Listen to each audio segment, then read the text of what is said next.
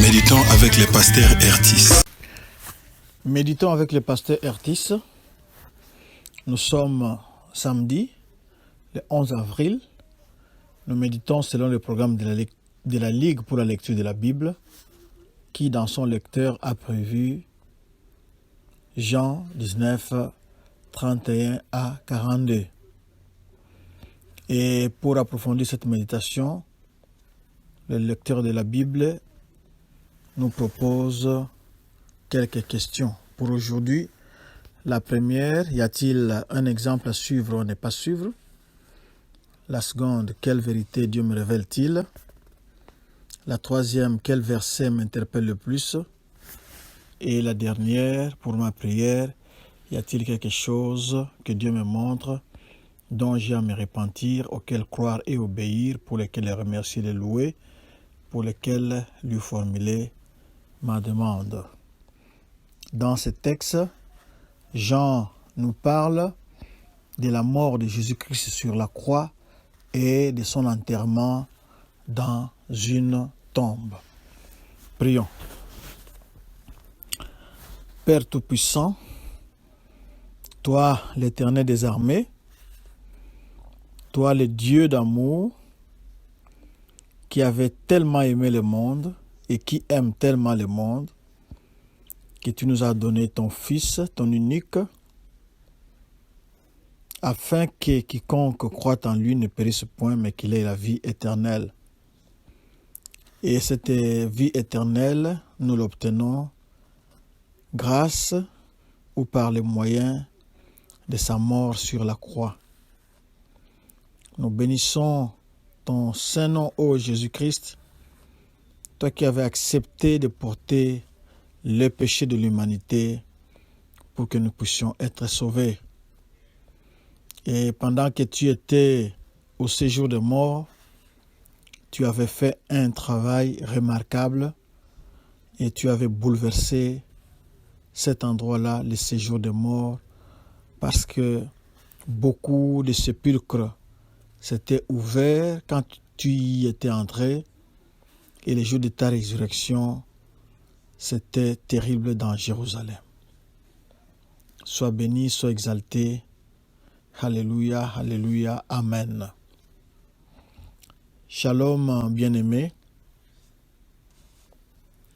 Nous vous saluons dans le précieux nom et puissant nom du Seigneur Jésus-Christ. Et nous allons continuer notre méditation. Mais d'abord, nous vous rappelons les versets de la semaine. C'est le psaume 117. Au verset 31, on nous dit « Dans la crainte que le corps ne reste sur la croix pendant le sabbat, car c'était la préparation, et ce jour de sabbat était un grand jour, les Juifs demandèrent à Pilate qu'on rompe les jambes aux crucifiés et qu'on les enlève. » Comme nous voyons ici, les Juifs n'avaient qu'un seul souci, leur fête de Pâques, peu importe le fait qu'ils ont tué un innocent. Et il fallait qu'on enlève tous les corps qui étaient suppliciés sur la croix. Alors, la mort de la croix était une agonie lente. Ce n'est pas du tic au tac comme avec un peloton d'exécution qui vient, qui tire sur un condamné à mort. Ce n'est pas comme la chaise électrique où dès qu'on vous place, lorsque le courant est lancé, et c'en est fini de vous. Mais ici, c'était une agonie lente. D'où la raison pour laquelle les Juifs vont demander à Pilate de rompre les jambes des crucifiés. Quand l'on est crucifié, il arrive qu'on puisse suffoquer. Alors, pour éviter la suffocation, c'est-à-dire la difficulté de respirer, les gens qui étaient suspendus sur la croix avaient tendance à s'appuyer sur leurs jambes pour soulager leurs côtes. Lorsque les Juifs demandent qu'on rompe les jambes, c'est pour que les suppliciés n'aient plus d'appui et ainsi ils vont vite suffoquer, ils vont respirer difficilement et la mort s'en suivra très rapidement. Et le verset 32 nous renseigne que les soldats sont venus. Ils ont commencé par le premier. Nous avions dit que les exécutions n'étaient pas toujours peut-être un seul individu.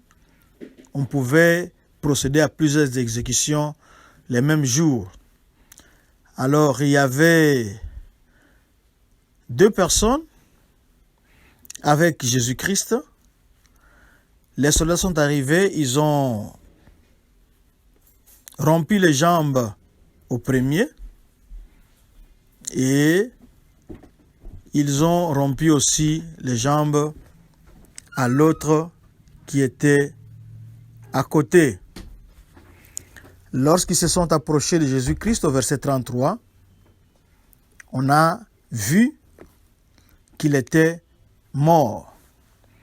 Et puisqu'il était mort, il rompait les jambes pour accélérer la mort. Puisqu'il était mort, il devait vérifier si réellement il était mort. Parce que, ouvrons une parenthèse pour dire que ces soldats étaient des gens rompus à ce métier. Ils en ont vu de toutes les couleurs. Ils ont exécuté beaucoup de personnes à cet endroit de Golgotha. Donc, quand ils ont vu que Jésus était déjà mort, ils ne lui ont pas rompu les jambes parce que c'était déjà inutile, mais un soldat lui perça les côtés avec une lance et il sortit du sang et de l'eau. Si Jésus était vivant, parce que cette lance avait percé l'enveloppe du cœur et le cœur, lâchant le sang et l'eau. Puisque Jésus était déjà mort, c'est pour cela qu'il est sorti de cette plaie-là, de cette ouverture du sang et de l'eau. Si Jésus était encore vivant en ce moment-là, seulement du sang allait s'écouler de la place où ils l'ont percé. Et le verset 35 affirme cela parce que c'est une preuve irréfutable, une preuve médicale. Demandez à tout bon médecin consciencieux, il vous dira que c'est une preuve irréfutable qu'à ce moment-là, Jésus-Christ était déjà mort. Il avait déjà rendu l'âme, il avait déjà remis son esprit entre les mains de son Père. C'est pour cela qu'il y a eu du sang et de l'eau. Et celui qui écrit cet évangile était témoin. Il avait vu cela de ses propres yeux parce qu'il était non loin des croix. Ils étaient non loin, il était juste à côté et il a vécu les derniers instants de son Seigneur. Alors, la lance qui a percé son côté, c'était aussi, même si Jésus-Christ était déjà mort, mais il accomplissait toujours l'écriture, parce qu'on a dit aucun de ses os ne sera brisé. Jésus, que Jean avait présenté au début là-bas, que voici l'agneau de Dieu qui ôte le péché du monde, il était l'agneau pascal. Et pour l'agneau pascal, on ne devait briser aucun de ses os. Ses os ne devaient pas être brisés. Et Jésus-Christ est mort quand on était en train de sacrifier à Jérusalem l'agneau ou les agneaux pascaux. Chaque famille devait sacrifier un agneau et c'est à ce moment-là même que Jésus-Christ était sacrifié. Alors, pendant qu'on sacrifie ces agneaux, Exode 12, 46, Nombre 9, 12, nous dit qu'on ne devait pas briser les os de cet anneau. Et Jésus-Christ, l'agneau de Dieu, était le parfait sacrifice, le sacrifice parfait pour les péchés du monde. On peut lire 1 Corinthiens 5, 7. Aucun os du Seigneur n'a été brisé parce qu'il était l'agneau qui ôte les péchés du monde. Et le geste là de la lance a accompli deux prophéties. La première, c'était aucun de ses os ne sera brisé, mais en même temps, une autre écriture s'accomplissait parce que l'écriture dit ceci au verset 37, ils verront celui qu'ils ont percé. Maintenant que Jésus-Christ est bel et bien mort, il y a deux personnes qui interviennent, deux de ses disciples secrets qui interviennent. Nous sommes au verset 38. On nous dit, après cela, Joseph d'Arimathée, qui était disciple de Jésus, mais en secret, par crainte des Juifs, demanda à Pilate la permission de prendre le corps de Jésus. Et Pilate le lui permit. Il vint donc et prit le corps. Joseph d'Arimathée n'est pas n'importe qui. Il était membre du Sanhédrin, il était riche, il était puissant. C'est pour cela qu'il a eu l'audace, il a eu le courage d'aller voir le gouverneur de cette contrée-là pour demander la permission de prendre ou de disposer du corps de Jésus-Christ. Si c'était un simple paysan galiléen, vous connaissez comment les autorités sont. Les gardes ne lui auraient peut-être pas permis de remonter, d'aller jusqu'en présence du gouverneur pour aller demander le corps de Jésus. Et peut-être que le corps, si Joseph n'était pas intervenu, peut-être que le corps allait pourrir là-bas. Nous avions expliqué que le lieu du crâne, il y avait beaucoup d'ossements là-bas parce qu'il y avait des corps qu'on ne réclamait pas et tous les charognards du coin étaient en fait quand il y avait une pareille exécution où personne ne venait réclamer les corps. Et Joseph d'Arimathée, qui était un disciple secret, mais membre du Sanhédrin, apparaît et il demande les corps et il les prend. Il ne les prend pas seul, il ne fait pas ce travail seul. Il y a eu un autre disciple secret que nous connaissons très bien à partir du chapitre 3, c'est Nicodème. Il était allé de nuit vers Jésus. Lui, il avait apporté un mélange d'environ 100 livres de myrrhe et d'aloe. 100 livres, nous pouvons dire, c'est à peu près 50 kilos. C'est pour vous dire que c'était un deuil très, très, très important vu la quantité d'aromates qu'on va utiliser.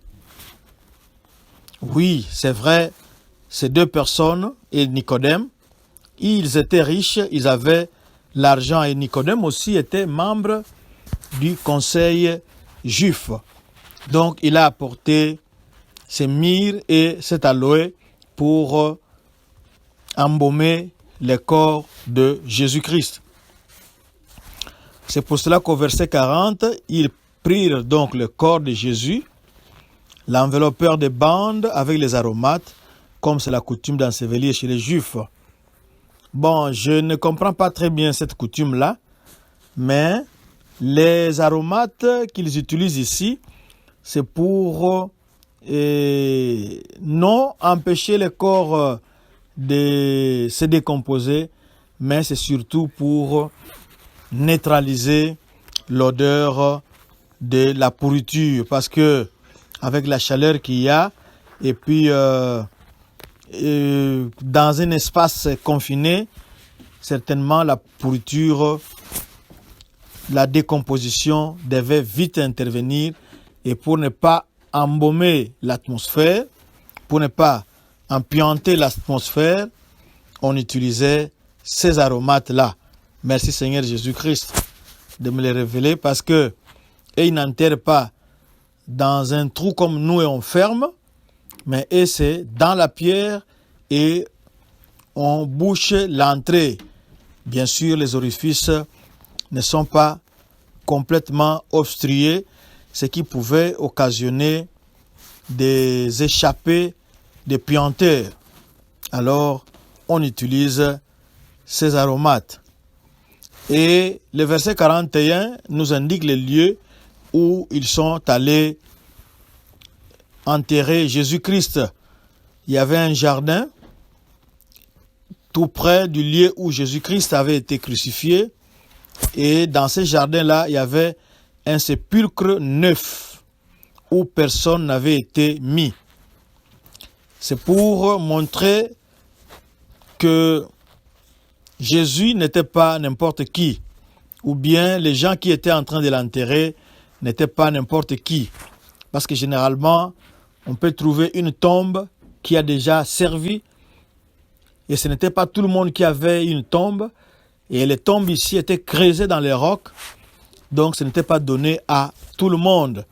Mais ici, nous voyons que Joseph d'Arimathée est riche, parce qu'il est très riche, parce qu'il a une tombe, et surtout une tombe neuve, où personne n'avait jamais été mis. C'est comme ça que Dieu avait préparé les chemins, comme il avait fait avec l'homme. Il met d'abord les végétaux, les animaux, tous les décors, il plante des décors avant d'amener l'homme. Ici, les tombeaux étaient là, creusés dans les rocs, et il attendait Jésus-Christ. Le verset 42, c'est là que Jésus-Christ a été déposé à cause de la préparation des Juifs, parce que on nous dit que le sépulcre était proche. La vie de Jésus-Christ avait commencé avec les myrrhes, quand les mages venus d'Occident sont venus l'adorer quand il était né.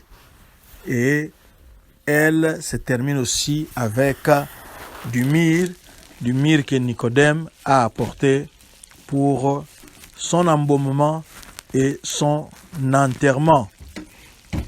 Jésus-Christ était mort parce que les soldats l'ont constaté. Jésus-Christ était mort. Joseph d'Arimathée et Nicodème l'ont constaté. Et nous avons ici des aromates qu'on utilise pour embaumer un corps mort. Ce sont différentes preuves qui nous montrent que Jésus-Christ n'était pas simplement évanoui, mais il était bel et bien mort. Et si Jésus-Christ était évanoui, on n'allait pas le garder dans une tombe, mais on allait peut-être l'emporter pour aller le soigner, pour qu'il se réveille. Si on l'a mis dans la tombe, c'est parce qu'eux aussi ils ont constaté bel et bien que Jésus-Christ était mort. Jésus-Christ était mort, c'est ça le point central de notre foi. Il était mort parce qu'il était l'agneau de Dieu qui ôte les péchés du monde et il a payé votre dette, il a payé ma dette de telle façon que nous pouvons entrer librement dans la présence de Dieu parce que tout est accompli. Alléluia. Pouvez-vous croire en lui parce que si il avait accepté le sacrifice suprême, c'était pour sauver l'humanité. Vous qui n'êtes pas encore sauvés, voulez-vous croire en Jésus-Christ? Si c'est votre désir, nous allons prier. Vous allez répéter après moi. Seigneur Jésus,